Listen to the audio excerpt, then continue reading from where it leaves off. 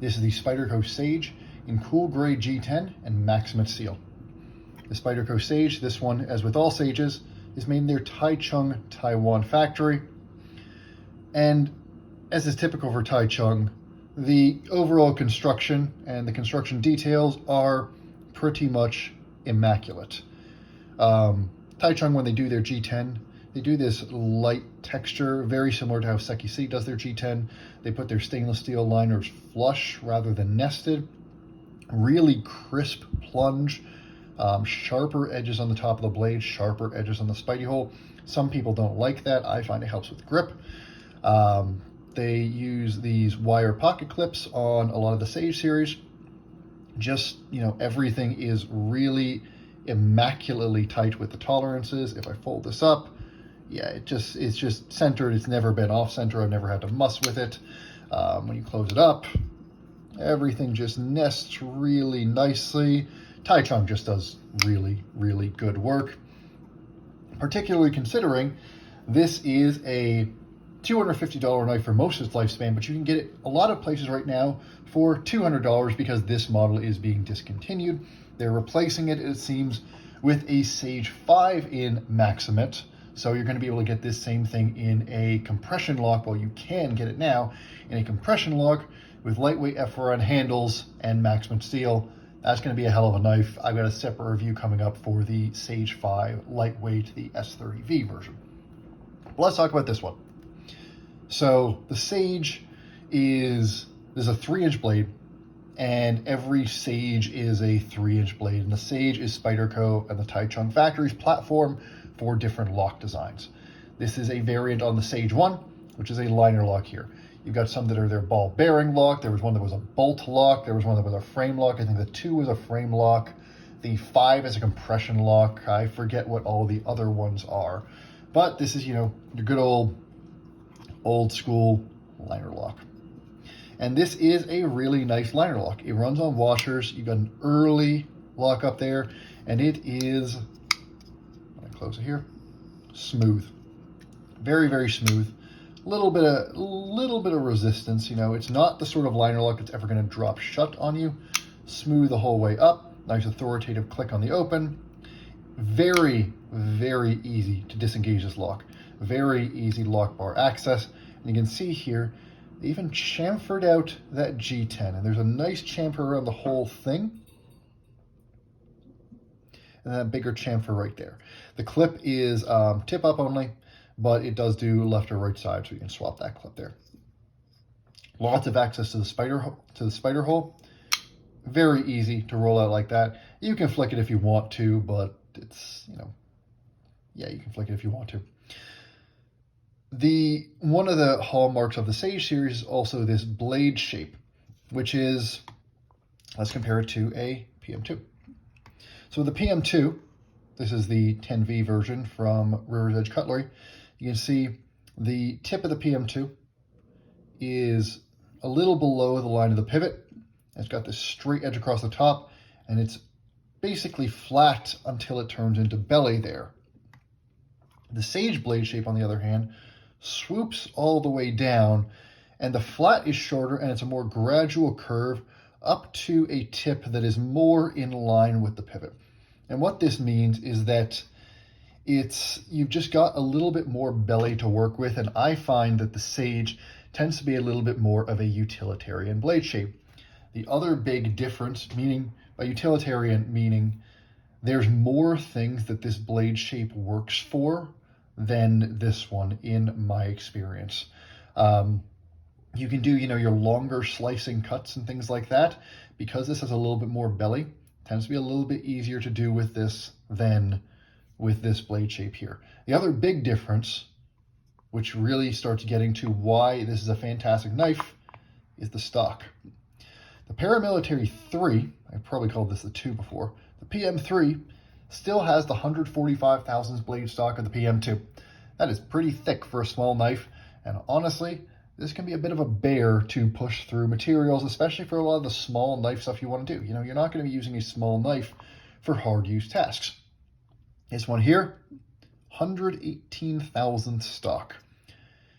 with a taller blade in the PM2 for most of this, and that full flat grind, which Taichung does a fantastic job of, this thing cuts like a demon. I have cut myself quite a few times with this accidentally because it is just that sharp. And the benefit of Maxamet, so Maxamet is a sort of infamous or famous tool steel. I believe that Spyderco might be the only company using it. If not, they're pretty much the only company using it that has incredibly high edge retention. Big Brown Bear has done a lot of videos on it. It had a reputation for a while for being quite chippy. And I think Spyderco's older Maxamet might have actually been chippy, but these days, testing seems to show that this stuff is in fact pretty tough, or at least as tough as it needs to be.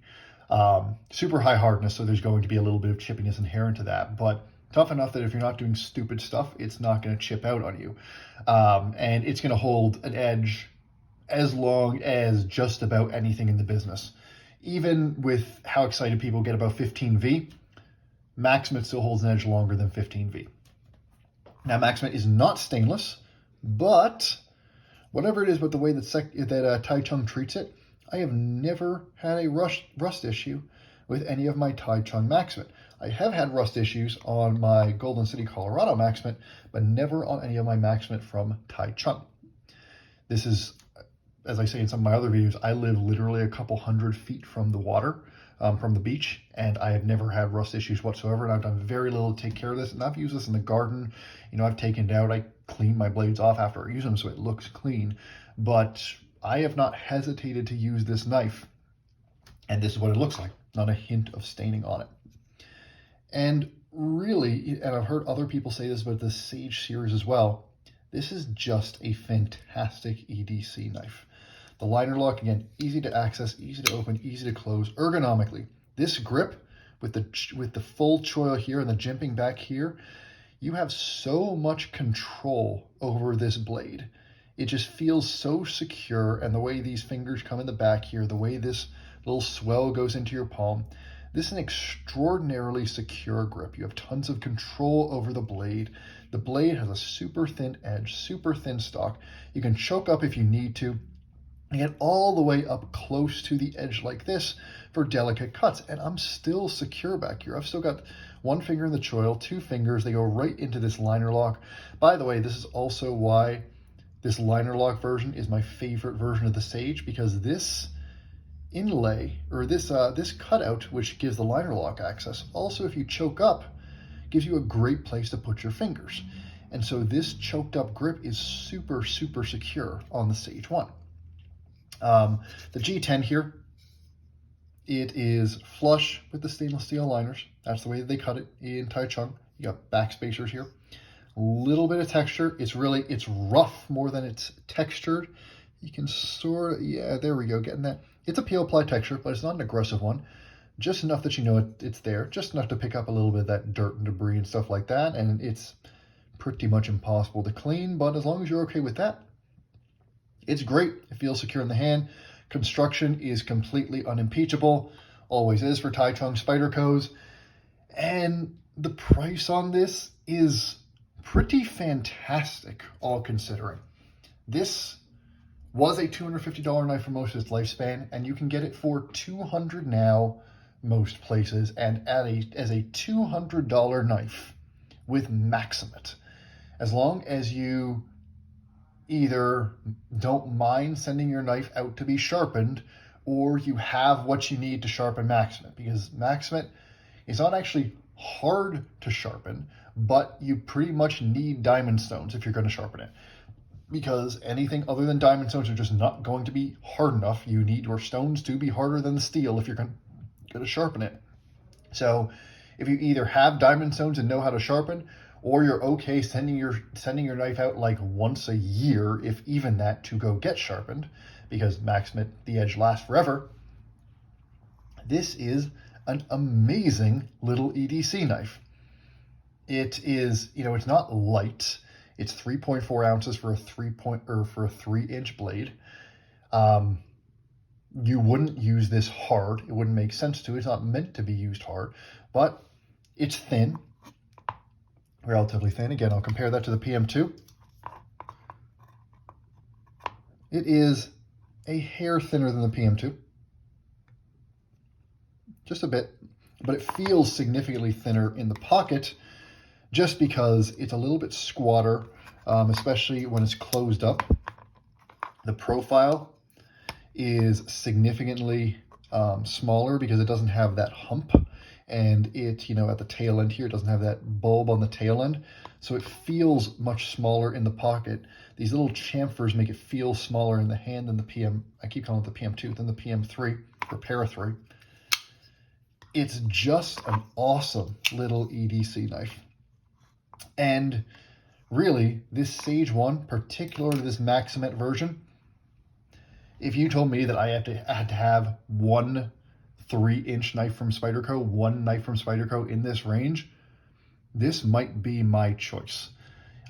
It's disappointing to me a little bit that they're discontinuing it, but hey, I guess that means it didn't sell that well. And honestly, the Sage 5 lightweight that's in Maxamet is going to be a screaming good knife because it keeps all the features of this, keeps that amazing Maxamet blade, and gives it a compression lock and puts in an even lighter package. I personally love the feel of Taichung Taiwan's G10, and so this one is going to be the winner for me from the Sage series, but from a practical perspective, that one's going to be great too. So my overall thoughts, this little knife here is an exceptional knife, and it is one of the best 3-inch knives on the market, and it is probably the best 3-inch knife that Spyderco makes. If you want a solid EDC choice that can handle pretty much everything between the blade shape, the fantastic grind, the thin stock, the nice ergonomic handles, the relatively thin profile in the pocket, the weight, which is fine, neither too light nor too heavy, this is pretty hard to beat. And it feels much more secure than, if I compare it to something like, something from Seki City, like an Endura. It's just a smaller knife than the Endura. And even though the quality on a Seki City knife is fine, this is a noticeable step above. It just feels better. It just feels higher quality. So, yeah, those are my thoughts on the Sage 1 in Cool Gray G10 and Maxamet Steel. It is about as recommendable as a knife gets, as long as you're looking for a knife in this price point. Hope I didn't waste your time. See you again soon.